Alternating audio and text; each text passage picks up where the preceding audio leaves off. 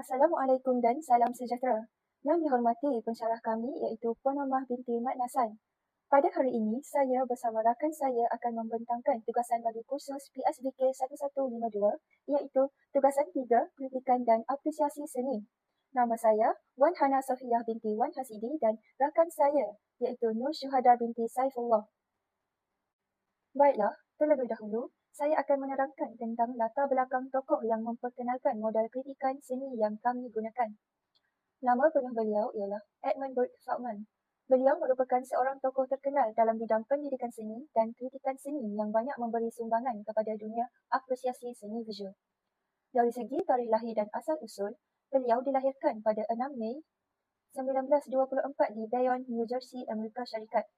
Beliau dibesarkan dalam persekitaran yang mendorong perkembangan minat terhadap seni sejak usia muda. Seterusnya, zaman awal kehidupan beliau, Feldman membesar di Newark dan mula menunjukkan minat dalam bidang seni sejak kecil. Antara kegiatan awal beliau ialah meniru ilustrasi daripada akhbar. Perkara ini menunjukkan bahawa bakat dan minat beliau terhadap seni telah berkembang sejak kecil lagi. Dari aspek pendidikan, beliau memiliki latar akademik yang kukuh. Beliau memperoleh ijazah seni halus dari Syracuse University. Seterusnya, beliau melanjutkan pengajian di University of California, Los Angeles ataupun UCLA pada peringkat sarjana. Beliau kemudian memperoleh doktor pendidikan dari Columbia University. Latar belakang ini membuktikan beliau mempunyai pengetahuan yang luas dalam bidang seni dan pendidikan. Dari segi kerjaya pula, Edmund Burke Feldman pernah berkhidmat sebagai profesor seni di University of Georgia. Selain itu, beliau juga pernah mengajar di beberapa universiti terkenal. Melalui kerjayanya sebagai pendidik, beliau memainkan peranan penting dalam melahirkan pemikir kritis dalam kalangan pelajar seni. Sumbangan utama beliau yang paling terkenal ialah memperkenalkan model kritikan seni Feldman. Kaedah ini sering digunakan untuk menilai dan memahami sesebuah karya seni secara tersusun dan mendalam. Selain itu, beliau turut menulis buku terkenal seperti Varieties of Visual Experience yang menjadi rujukan penting dalam bidang pendidikan seni visual. Baiklah, pertama sekali saya akan menerangkan tentang teori apresiasi Edmund Burke Feldman iaitu kaedah untuk memahami dan menilai karya seni secara tersusun. Yang pertama, deskripsi. Pada tahap ini, kita menyatakan apa yang dapat dilihat pada karya secara objektif. Contohnya, objek, warna, bentuk dan bahan yang digunakan. Pada peringkat ini, kita tidak membuat tafsiran atau memberi pendapat. Yang kedua, analisis. Pada tahap ini, kita menghuraikan bagaimana unsur seni dan prinsip rekaan digunakan dalam karya. Contohnya, keseimbangan, penegasan, harmoni dan kontra. Kita juga melihat teknik serta susunan komposisi karya. Seterusnya, yang ketiga ialah interpretasi, iaitu proses mentafsir makna di sebalik karya. Di sini, kita akan cuba memahami mesej, idea, emosi atau cerita yang ingin disampaikan oleh pengkarya melalui karya tersebut. Yang terakhir ialah penilaian, iaitu proses membuat keputusan terhadap keberkesanan karya seni. Penilaian ini merangkumi aspek keindahan, kekuatan idea serta sejauh mana karya tersebut berjaya menyampaikan mesej kepada penonton. Kesimpulannya, teori Edmund Burke Feldman ini sangat penting kerana ia membantu kita memahami karya seni secara lebih teratur, mendalam dan kritis. Ia bukan sahaja melihat seni sebagai sesuatu yang cantik, tetapi juga sebagai medium komunikasi yang membawa makna dan nilai. Baiklah, sebelum saya melakukan apresiasi dan kritikan karya, saya akan menerangkan sedikit tentang tema tugasan cetakan kami iaitu Warisan Lestari Masyarakat Madani. Tema ini memberi penekanan kepada kepentingan memelihara dan mengekalkan warisan budaya bangsa supaya tidak hilang di telan arus pemodenan. Warisan ini merangkumi pelbagai aspek seperti seni tradisional, adat resam, kraf tangan dan nilai budaya yang menjadi identiti sesebuah masyarakat. Perkataan lestari membawa maksud sesuatu yang kekal dan berterusan. Oleh itu, warisan lestari bermaksud usaha untuk memastikan warisan budaya ini terus dipelihara, diamalkan dan diwarisi oleh generasi akan datang. Manakala, konsep Malaysia Madani merujuk kepada masyarakat yang bertamadun, beradab, mempunyai nilai moral yang tinggi serta menghargai kepelbagaian budaya.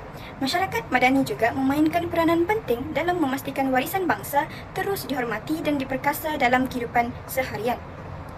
Melalui tema ini, kita dapat memahami bahawa warisan bukan sekadar peninggalan lama tetapi merupakan sumber identiti dan jati diri bangsa. Tanpa warisan, sesebuah masyarakat akan hilang arah dan sukar untuk mengekalkan nilai budaya mereka. Kesimpulannya, tema warisan lestari masyarakat madani ini menekankan keseimbangan antara kemajuan moden dan pemeliharaan budaya tradisional. Ia mengajak kita untuk sama-sama menghargai, memelihara dan menghidupkan semula warisan bangsa demi membentuk masyarakat yang lebih berilmu, beradab dan beridentiti. Assalamualaikum dan salam sejahtera. Saya Nur Syahda binti Saifullah dari kelas PPS 210. Saya akan membuat apresiasi dan kritikan terhadap sebuah karya seni cetakan yang dihasilkan oleh Wan Hana Sofia. Karya ini menarik kerana ia menggabungkan beberapa elemen budaya dalam satu komposisi, iaitu seni bina, seni muzik dan seni kraf tradisional. Subjek utama dalam karya ini ialah sebuah rumah tradisional Minangkabau, kompang dan labu sayong. Jika dilihat secara keseluruhan, karya ini memaparkan sebuah rumah tradisional di bahagian tengah dengan bentuk bumbung yang melengkung ke atas menyerupai tanduk kerbau yang sinonim dengan seni bina Minangkabau. Manakala di sebelah kiri terdapat labu sayong yang dihiasi dengan motif tradisional. Di sebelah kanan pula terdapat kompang iaitu alat muzik tradisional Melayu. Karya ini dihasilkan menggunakan teknik cetakan lino dengan penggunaan garisan putih di atas latar hitam. Latar belakang karya tersebut dipenuhi dengan garisan mendatar yang berulang-ulang, manakala objek utama dihasilkan dengan garisan yang lebih terperinci dan pelbagai. Karya ini tidak menggunakan warna selain hitam dan putih, menjadikannya sebuah karya monokrom. Seterusnya, dari segi analisis, karya ini menunjukkan penggunaan unsur seni dan prinsip rekaan yang baik. Pertama sekali, unsur garisan merupakan elemen paling dominan dalam karya ini. Terdapat beberapa jenis garisan yang digunakan, antaranya ialah garisan lurus, garisan melengkung, garisan beralun serta garisan berulang. Garisan lurus banyak digunakan pada struktur rumah seperti tiang dan dinding bagi menunjukkan kestabilan dan kekukuhan binaan. Garisan melengkung pula terlihat jelas pada bentuk bumbung rumah serta labu sayong yang memberikan kesan lembut dan organik. Selain itu, terdapat juga penggunaan teknik garisan silang pangkah dan garisan selari untuk menghasilkan kesan tun dan bayang. Garisan yang rapat menghasilkan kawasan yang lebih gelap, manakala garisan yang jarang memberikan kesan lebih cerah. Teknik ini sangat penting dalam cetakan kerana ia menggantikan fungsi warna. Seterusnya, dari segi warna, karya ini menggunakan skema monokrom hitam putih. Walaupun terhad kepada dua warna sahaja, pengkarya berjaya menghasilkan variasi ton melalui kepelbagaian teknik garisan. Kontra antara hitam dan putih sangat kuat menjadikan imej lebih jelas dan menonjol. Dari segi rupa, terdapat gabungan antara rupa geometri dan rupa organik. Rumah menunjukkan rupa geometri yang tersusun dan simetri, manakala labu sayong dan kompang lebih kepada rupa organik yang bebas dan lembut. Gabungan ini menghasilkan kepelbagaian visual yang menarik. Unsur jalinan tampak juga sangat ketara. Permukaan seperti bumbung, dinding rumah dan labu sayong dihasilkan dengan garisan yang pelbagai arah memberikan ilusi tekstur kasar dan halus. Ini menambahkan realistik dalam karya walaupun dihasilkan dengan warna hitam dan putih sahaja. Dari segi ruang, karya ini menggunakan ruang positif dan negatif dengan berkesan. Objek utama menonjol kerana dikelilingi oleh latar belakang hitam. Walaupun tiada perspektif mendalam, susunan bertindih antara objek memberi sedikit kesan kedalaman. Dari segi prinsip rekaan pula, karya ini menunjukkan beberapa prinsip utama. Yang pertama ialah imbangan. Imbangan yang digunakan ialah imbangan tidak simetri tetapi masih stabil di mana labu sayong di sebelah kiri dan kompang di sebelah kanan berfungsi untuk mengimbangi rumah yang berada di tengah. Penegasan pula jelas terlihat pada rumah kerana saiznya yang lebih besar, kedudukan di tengah serta penggunaan garisan yang lebih kompleks menjadikannya fokus utama karya. Prinsip kontra pula sangat ketara melalui perbezaan hitam dan putih yang kuat sekaligus menjadikan karya lebih jelas dan menarik. Seterusnya, prinsip kesatuan dapat dilihat melalui penggunaan teknik garisan yang konsisten serta tema budaya yang sama menjadikan keseluruhan karya lebih harmoni dan bersatu. Akhir sekali, prinsip kepelbagaian ditunjukkan melalui variasi bentuk, saiz, jenis garisan yang berbeza menjadikan karya lebih dinamik dan tidak membosankan. Dari segi interpretasi, karya ini boleh dilihat sebagai representasi identiti dan warisan budaya. Rumah Minangkabau melambangkan tempat tinggal serta nilai kekeluargaan dalam masyarakat. Kompang pula mewakili budaya muzik dan sering digunakan dalam majlis keramaian seperti perkahwinan. Manakala labu sayung pula melambangkan seni kraft tradisional yang mempunyai nilai estetika dan fungsi dalam kehidupan harian.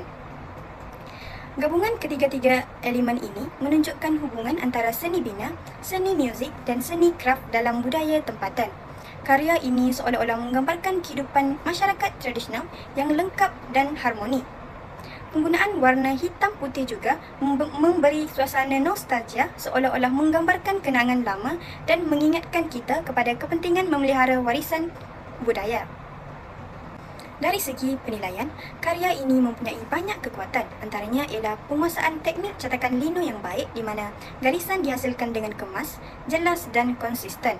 Komposisi karya juga seimbang dan mudah difahami serta penggunaan kontra yang kuat menjadikan karya ini lebih menarik secara visual.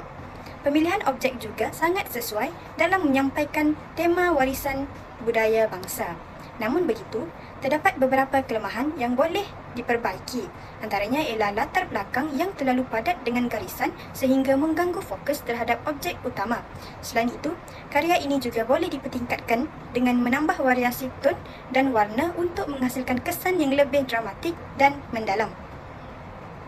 Itu sahaja daripada saya. Sekian, terima kasih.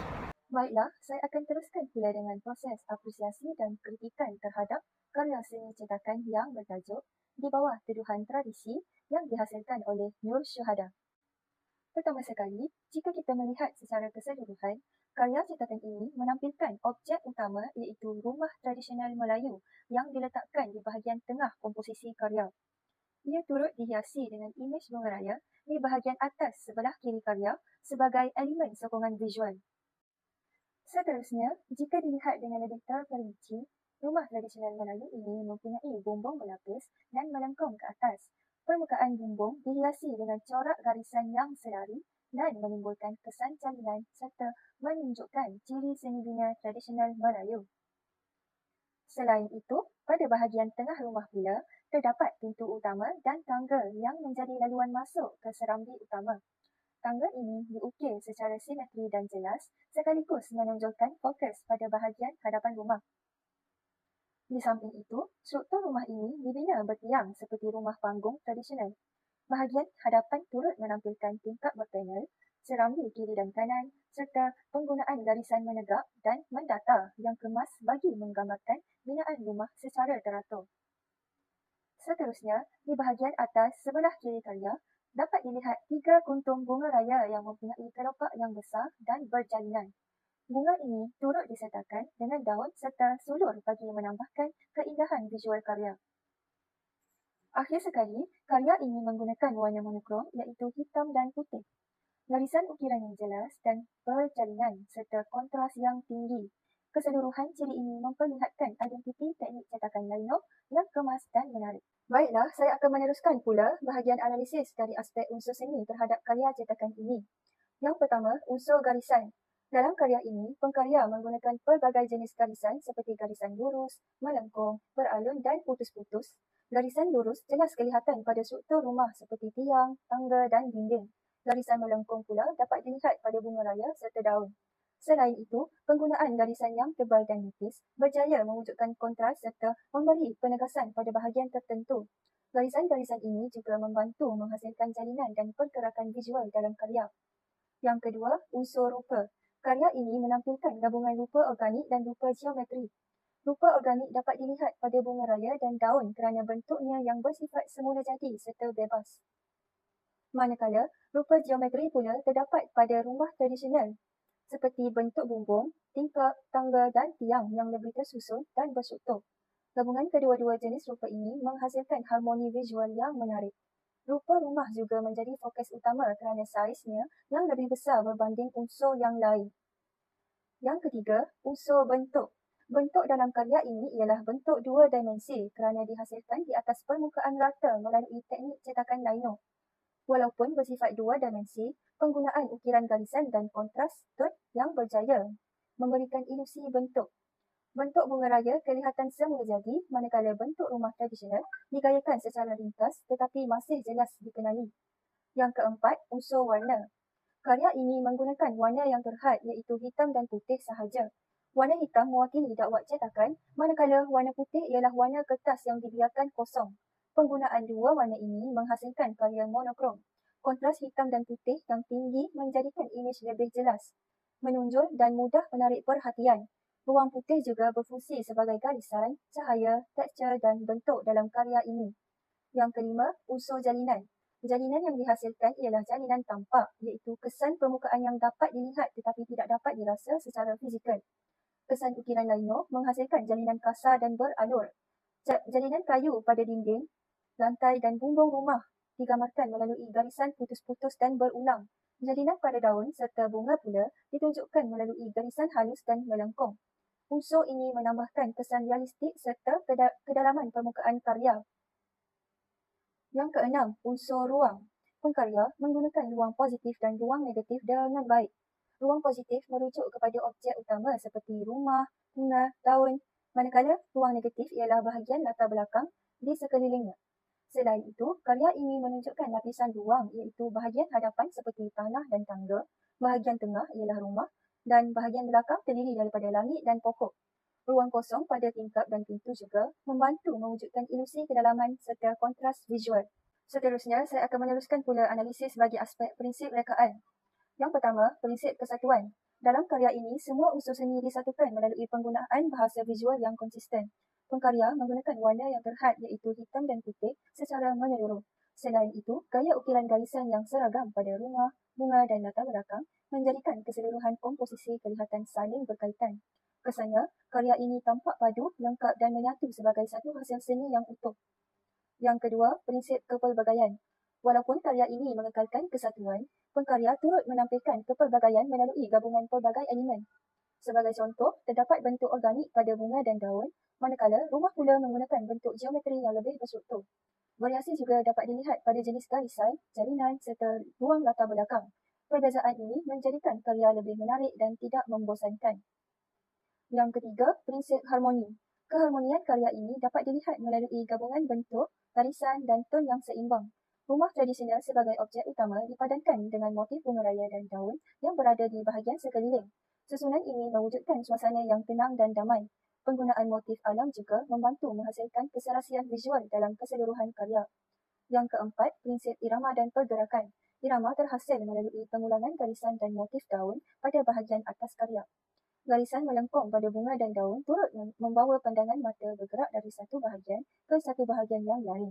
Selain itu, garisan pancaran pada latar belakang menambahkan kesan gerakan dan menjadikan karya lebih hidup serta dinamik. Yang kelima, prinsip kontra. Kontra jelas ditunjukkan melalui perbezaan warna hitam dan putih yang sangat ketara. Perbezaan ini menyebabkan imej rumah dan bunga mudah dilihat dengan jelas. Selain itu, penggunaan garisan tebal dan nipis turut menghasilkan variasi visual. Kontra arah garisan seperti mendatar, menegak dan menyerong menambahkan lagi kesan dramatik dalam karya. Yang keenam, prinsip penegasan. Fokus utama karya ini ialah tangga di bahagian tengah rumah. Kedudukan tangga yang berada di pusat komposisi menyebabkan perhatian penonton terus tertumpu ke bahagian tersebut. Penegasan ini diperkukuh melalui penggunaan garisan tebal serta kontras yang kuat. Arah garisan sekeliling juga seolah-olah membawa pandangan mata menuju ke pintu masuk rumah. Dan yang terakhir, prinsip imbangan. Karya ini menggunakan imbangan simetri, khususnya pada struktur rumah tradisional tersebut. Bahagian kiri dan kanan rumah kelihatan hampir seimbang dari segi bentuk dan saiz. Kehadiran bunga raya di sebelah kiri pula diseimbangkan dengan garisan pancaran di bahagian kanan. Susunan ini memberikan kestabilan visual dan menjadikan karya kelihatan kemas serta teratur. Pada pandangan saya, karya ini membawa maksud penghargaan terhadap warisan dan nilai budaya Melayu yang perlu dipelihara agar tidak luput di telan zaman. Pemilihan imej rumah tradisional Melayu sebagai objek utama jelas melambangkan identiti masyarakat Melayu yang kaya dengan adat, seni bina dan sejarah tersendiri. Rumah tersebut bukan sekadar tempat tinggal, malah menjadi simbol kehidupan masyarakat dahulu yang penuh nilai kekeluargaan. Selain itu, karya ini turut membangkitkan nostalgia terhadap kehidupan tradisional masa lampau. Struktur rumah kayu bertiang tinggi, tangga di bahagian hadapan serta reka bentuk bumbung yang unik mengingatkan kita kepada suasana kampung yang aman dan sederhana. Hal ini menunjukkan bahawa kehidupan dahulu walaupun serba ringkas tetap harmoni dan sejahtera. Di samping itu, bunga raya yang dipaparkan dalam karya ini mempunyai nilai simbolik yang penting. Sebagai bunga kebangsaan Malaysia, bunga raya melambangkan semangat perpaduan, kebanggaan negara dan jati diri bangsa. Kehadiran bunga raya dalam karya ini mengukuhkan mesej bahawa warisan budaya Melayu merupakan sebahagian daripada identiti negara yang harus dihargai oleh seluruh masyarakat. Seterusnya, unsur tumbuhan dan latar alam semula jadi dalam karya ini menggambarkan hubungan rapat manusia dengan alam sekitar. Masyarakat tradisional pada zaman dahulu hidup berdekatan dengan alam dan sentiasa menghargai keindahan persekitaran. Oleh itu, karya ini juga menyampaikan mesej tentang kepentingan memelihara keharmonian antara manusia dengan alam semula jadi. Secara keseluruhannya, karya ini menunjukkan usaha pengkarya dalam menyampaikan mesej supaya generasi masa kini terus menghargai seni tradisi, mengekalkan warisan budaya serta menanam rasa bangga terhadap identiti bangsa. Karya ini bukan sahaja indah dari segi visual, malah syarat dengan makna dan nilai budaya yang mendalam. Seterusnya, saya akan meneruskan proses penilaian bagi hasil karya cetakan ini. Yang pertama, dari aspek kekuatan karya. Kekuatan utama karya ini ialah kejelasan identiti budaya yang dipaparkan. Rumah tradisional Melayu digambarkan dengan tepat melalui struktur bumbung, tangga, tiang dan susun atur binaannya. Selain itu, penggunaan bunga raya sebagai motif tambahan sangat sesuai kerana bunga tersebut merupakan bunga kebangsaan negara kita. Hal ini menjadikan karya ini kaya dengan nilai budaya dan jati diri tempatan. Seterusnya, karya ini juga kuat dari sudut teknik cetakan. Penggunaan teknik ukiran lino yang kemas dan teratur menunjukkan kemahiran pengkarya dalam mengawal garisan, ruang serta komposisi. Kesan hitam dan putih yang jelas berjaya menghasilkan imej yang tegas dan menarik. Di samping itu, komposisi karya ini seimbang dan stabil.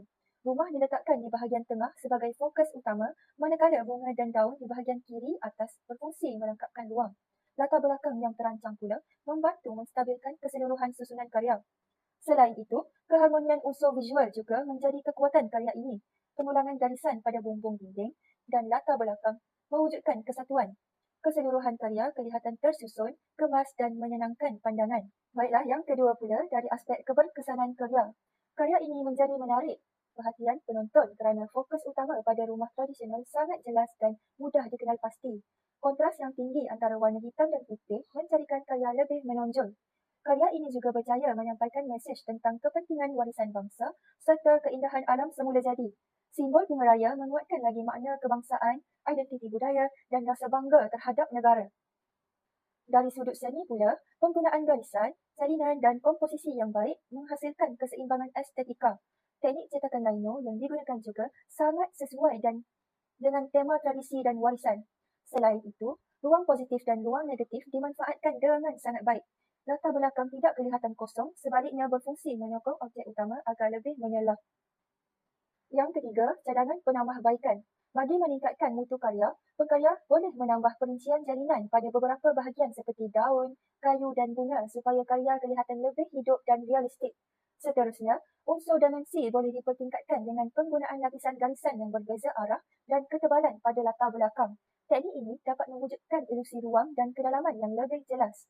Selain itu, penekanan kontras boleh diperkukuh dengan memastikan cetakan lebih bersih dan kemas supaya kesan hitam putih menjadi lebih maksimum. Sebarang tumpukan dakwat atau kesan kabur juga perlu dielakkan semasa proses mencetak. Akhir sekali, pengkarya boleh menambah unsur bingkai bercorak tradisional sebagai pelengkap. Langkah ini bukan sahaja menambah nilai estetika, malah menguatkan identiti budaya karya tersebut. Kesimpulannya, karya cetakan lino ini merupakan karya yang berjaya dari segi teknik, komposisi dan penyampaian mesej. Pengkarya berjaya menampilkan identiti budaya Melayu melalui gabungan rumah tradisional Melayu dan bunga raya. Secara keseluruhannya, karya ini sangat menarik, bermakna dan berpotensi tinggi untuk dikembangkan dengan lebih baik pada masa hadapan.